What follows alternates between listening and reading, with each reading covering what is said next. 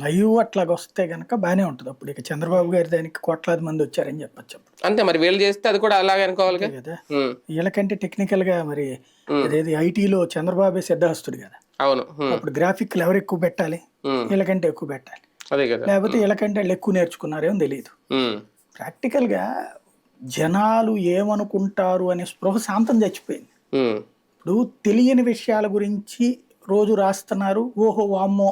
అయ్యా ఇప్పుడు సాధారణంగా ఏంటంటే, ఇప్పుడు మనం ప్రశాంతంగా మన పని మనం చేసుకుంటాం. ఎవడు బ్రతుకు ఆడు బ్రతుకుతుంటాడు. ప్రభుత్వాలు మన జీవితాల్లో పాత్ర ఎంత? అంతే. ఆ! నథింగ్. హ్మ్. రోజు రైతుకి ప్రభుత్వ పాత్ర ఏముంటది? ఒక కూలీకి రైతు ప్రభుత్వ పాత్ర ఏముంటది? హ్మ్. ఏ పాత్ర ఉండదు. అవును.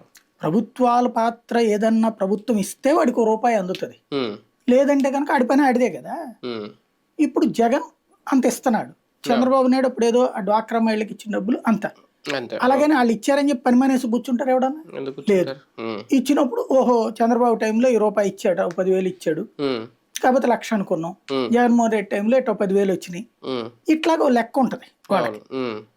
వాళ్ళకి ఒక అసంతృప్తిని ఎట్లా రగిలిస్తారంటే ఇలా పత్రికల ద్వారా కనబడుతున్నటువంటి సినారియో మనం కంఫర్ట్‌గా ఉన్నప్పుడు ఎదురోళ్ళ గురించి ఆలోచించడం ప్రారంభిస్తాం.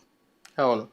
అప్పుడు ఏంట్రా వాళ్ళని అట్ట ఏడిపిస్తున్నాడంట కదా రైతుని హ్మ్. అని మనకు తెలీదు కదా! రైతు హ్మ్. ఎట్లా బాధపడుతున్నాడు? అవును. లేకపోతే బాధపడుతున్నాడంటరా, ఇటు బాధ హ్మ్. పెడుతున్నాడంటరా, అది అంతే. వ్యాపారులను బాధ పెడుతున్నాడంటరా, గ్రానైట్ వాళ్ళని ఏడిపిస్తున్నాడంట.